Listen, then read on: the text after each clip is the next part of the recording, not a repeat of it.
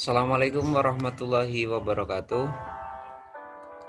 Selamat pagi anak-anak semuanya, anak kelas 6 ABC yang berbahagia, yang saya banggakan.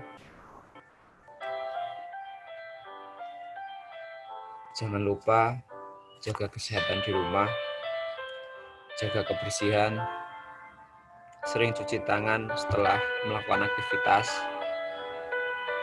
keluar rumah pakai masker, dan semoga kita selalu dalam keadaan sehat dan dalam lindungan Allah Subhanahu wa Ta'ala. Sejadwal hari ini kita belajar tentang IPA. Pembelajaran IPA kelas 6. Kita bisa mulai sekarang ya. Pembelajaran IPA kelas 6, part 1 atau bagian 1.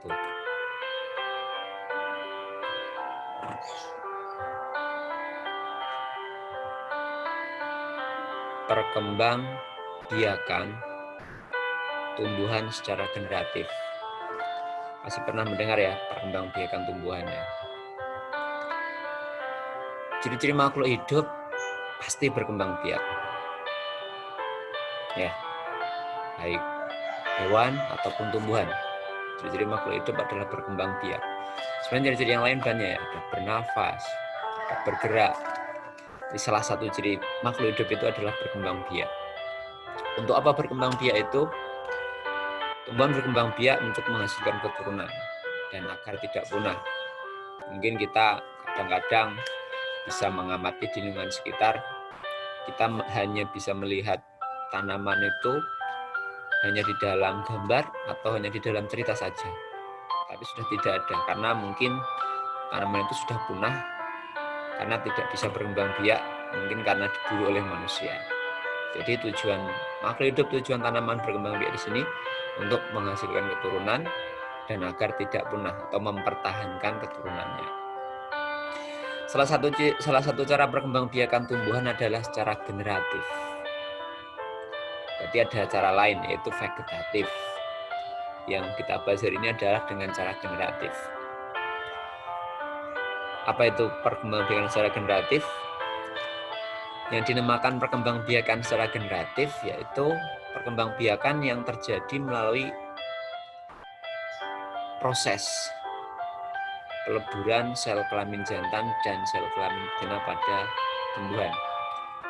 Karena ada tumbuhan yang yaitu berkembang biak tapi tidak dengan cara generatif. Contohnya apa? Contohnya tebu ya, atau singkong lah. Kita potong singkong, kita tancapkan di tanah, dia akan tumbuh tunas. Berarti dia tidak melalui peleburan sel kelamin jantan dan sel kelamin betina, atau jatuhnya serbuk sari pada kepala putih. Tapi kalau singkong kan enggak, cuma kita tancapkan aja bisa tumbuh tanaman baru. Bagaimana proses perkembangbiakan secara generatif terjadi? Perkembangbiakan ini diawali dengan penyerbukan. Pernah dengar ya penyerbukan itu apa? Nggak tahu? Penyerbukan yaitu jatuhnya serbuk sari pada kepala putih. Serbuk sari itu apa? Kepala putih itu apa? Serbuk sari atau benang sari itu adalah alat kelamin, alat perkembangbiakan pada tumbuhan. Jadi secara umum tumbuhan yang berkembang biak secara generatif itu memiliki alat perkembangbiakan yaitu bunga. Dan secara umum bunga itu ada benang sari dan putihnya, atau mempunyai benang sari dan putih. Benang sari yaitu alat kelamin jantan pada bunga, sedangkan putih sendiri alat kelamin betina pada bunga. Nah, ini paling mudah, ini bunga sepatu ya. Ini yang banyak berwarna kuning, ini dinamakan benang sari, serbuk sarinya yang kuning-kuning ini ya.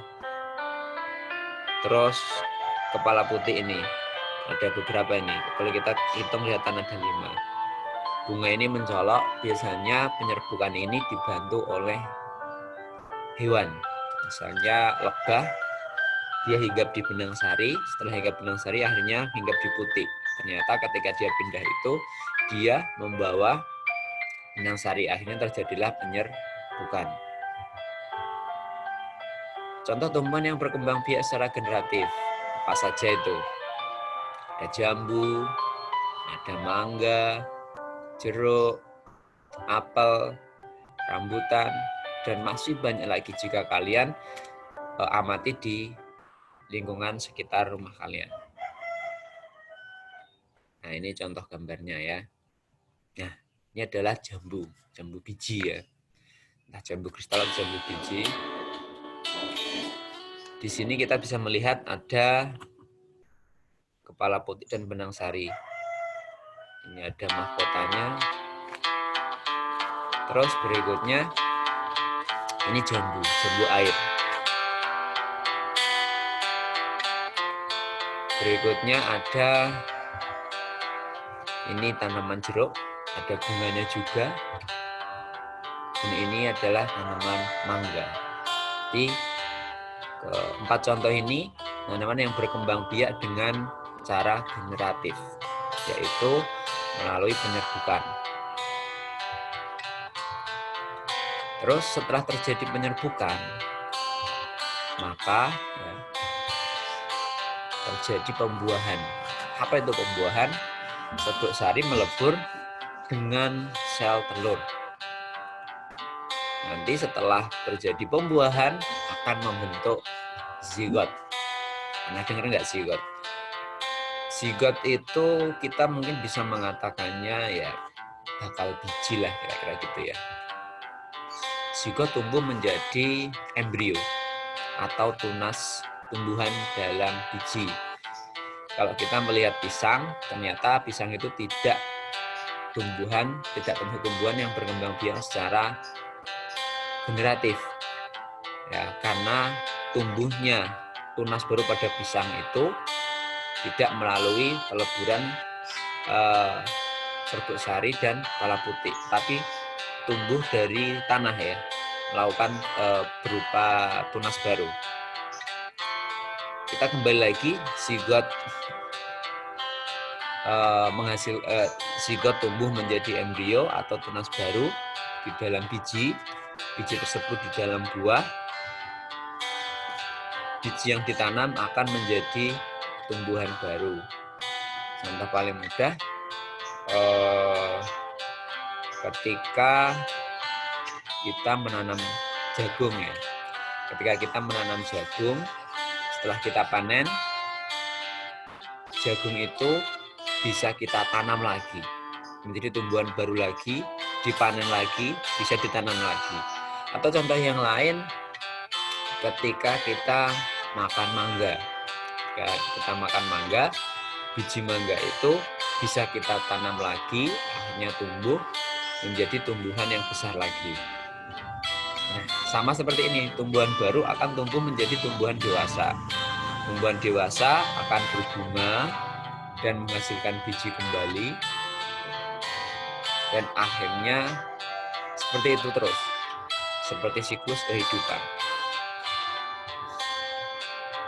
Macam-macam penyerbukan. Ada 4 ya, macam-macam penyerbukan. Yang pertama, penyerbukan sendiri, yaitu serbuk sari jatuh pada kepala putih pada bunga yang sama. Berarti ini satu tanaman ya. Satu tanaman, masih satu tangkai. Di dalam satu tangkai itu hanya ada satu tumbuhan. Nah, ini paling mudah. Ini tanamannya cuma satu tanaman ya. Dinamakan penyerbukan sendiri. Di dalam satu bunga itu sudah ada benang sari dan kepala putih dalam satu tanaman. Jika benang sari jatuh pada kepala putih pada bunga yang sama, pada tanaman yang sama, ini dinamakan penyerbukan sendiri. Ini contoh yang lain, ada padi. Ini kelihatan benang sari dan kepala putihnya juga kelihatan. Walaupun padi itu juga nanti bisa terjadi penyerbukan silang dan penyerbukan bastar. Ini bunga sepatu, terjadi penyerbukan sendiri juga. Karena serbuk sari jatuh pada kepala putih pada bunga yang sama dan masih dalam satu tanaman. Nah, berikutnya yang kedua adalah penyerbukan tetangga. Apa itu penyerbukan tetangga? Serbuk sari jatuh pada kepala putih pada bunga yang berbeda dan masih dalam satu pohon. Berarti ini masih satu tanaman atau masih satu pohon, itu ada cabangnya. Ternyata tiap cabangnya itu mempunyai bunga. Nah, bunga yang satu itu ternyata benang sarinya jatuh pada kepala putik bunga yang lain, tapi masih satu pohon atau masih satu tanaman. Itu dinamakan itu masih satu tanaman, dinamakan penyerbukan tetangga.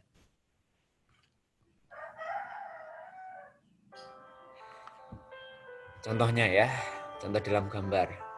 Nah, ini satu tanaman, ada cabangnya, setiap cabang mempunyai 2 bunga. Dan setiap bunga itu sendiri ada serbuk sari dan kepala putiknya atau benang sarinya. Di sini benang sari dari bunga yang atas ini ya jatuh pada kepala putik bunga yang bawah. Dan ini masih satu tanaman, cuma beda tangkai. Ini juga contohnya sama, ini juga sama. Nah, misalnya anggap saja ini bunga mawar misalnya gitu ya. Jadi bunga mawar di dalam tangkai yang berbeda ini, benang sari yang pertama jatuh pada kepala putik bunga yang lain. Lanjut yang ketiga, penyerbukan silang. Yaitu serbuk sari jatuh pada kepala putik pada bunga lain yang sejenis, tetapi berbeda tumbuhan. Maksudnya berbeda tanaman gitu ya. Nah, penyerbukan silang ini ada 2 tanaman, tapi tanamannya sejenis. Contohnya misalnya di dekat rumah kita ada mangga, misalnya mangga gadung ya. Mangga gadung dan mangga gadung. Itu ada 2 pohon. Ternyata mangga gadung yang pertama ini benang sarinya jatuh pada kepala putik mangga gadung yang sebelahnya. Itu dinamakan penyerbukan silang. Atau ini jagung juga sama. Jagung yang A sama jagung yang B ini kalau digambar kelihatan ya. Misalnya jagung A. Serbuk sarinya jatuh pada kepala putik jagung yang B. Ini dinamakan penyerbukan silang, tapi masih sama-sama jenis jagung.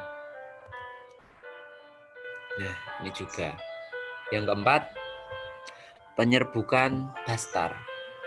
Penyerbukan bastar yaitu serbuk sari jatuh pada kepala putik pada bunga yang berasal dari tumbuhan yang berbeda varietasnya. Contoh ya. Jadi jenisnya sama-sama tanamannya sama, cuma berbeda varietasnya. Misalnya mawar merah dan mawar putih. Jadi mawar merah dan mawar putih ini ada 2 tanaman, sama-sama mawarnya, tapi varietasnya beda. Kenapa? Karena satunya mawar merah, satunya mawar putih. Ternyata serbuk sari dari mawar merah jatuh pada kepala sari mawar putih. Contoh yang lain, jambu biji atau jambu kerikil merah dan jambu kerikil putih. Bunga lili merah dengan bunga lili kuning misalnya.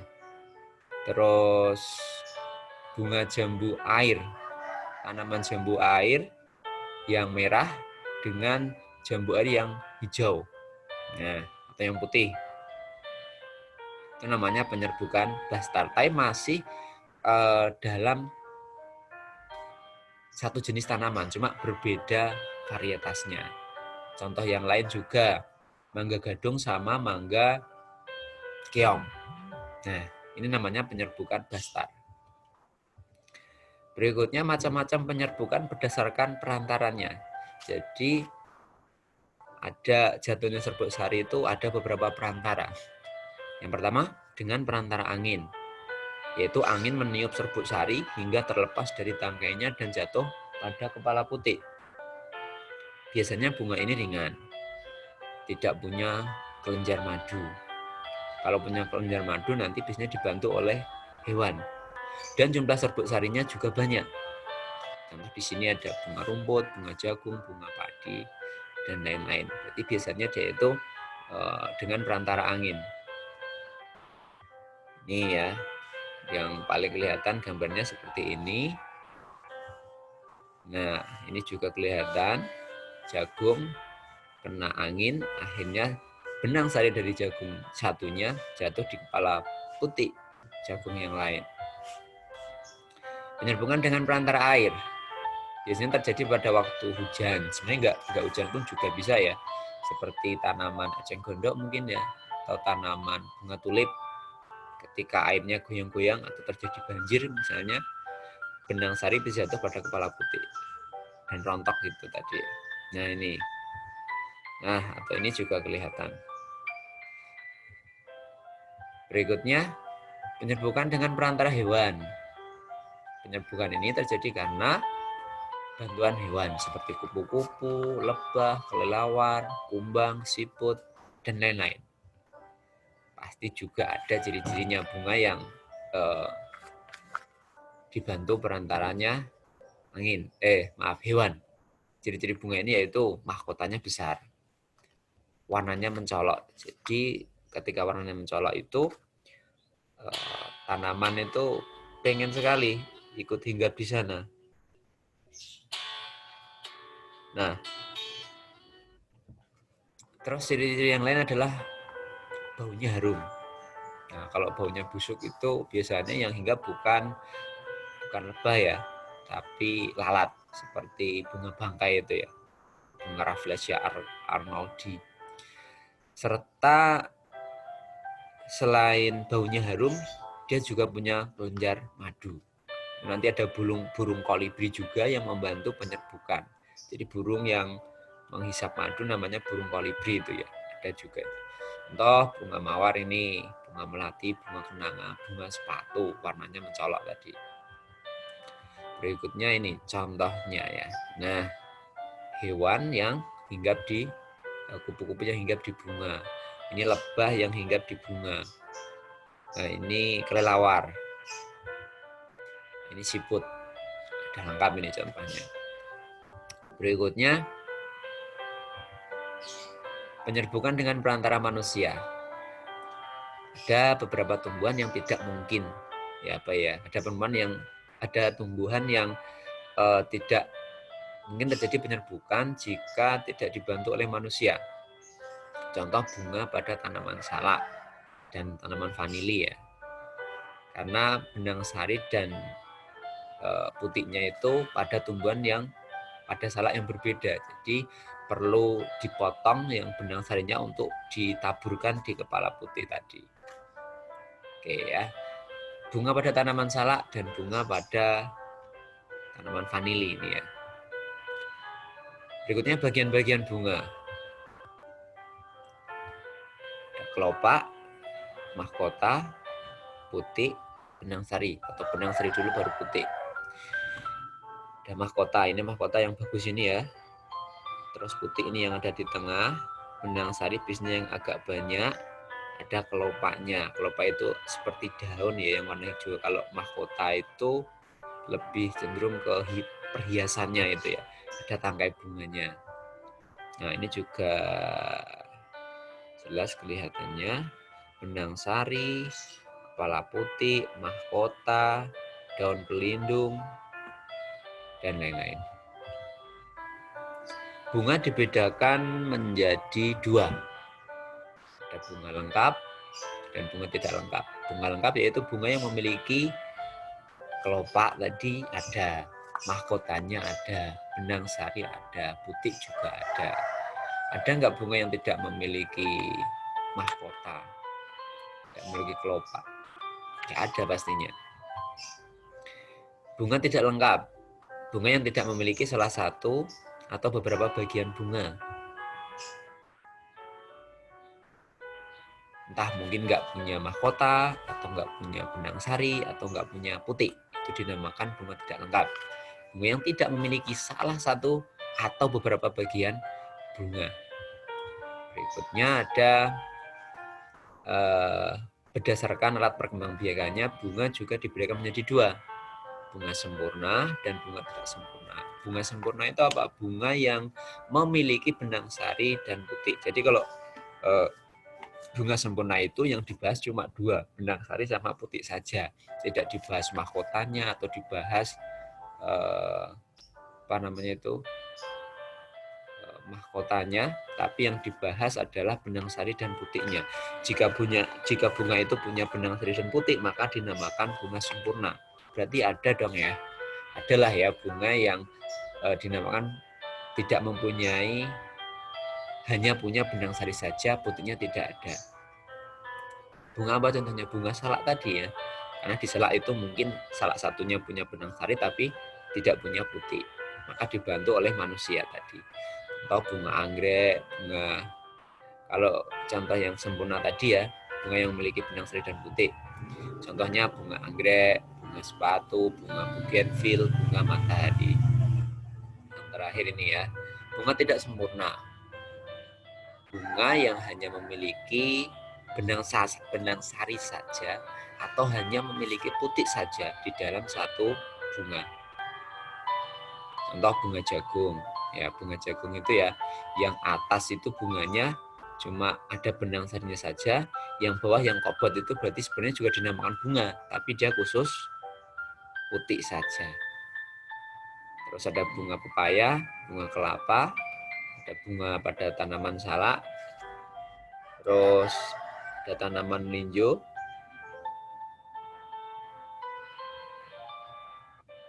dan lain-lain. Oke, terima kasih. Sampai sini dulu pertemuan kita.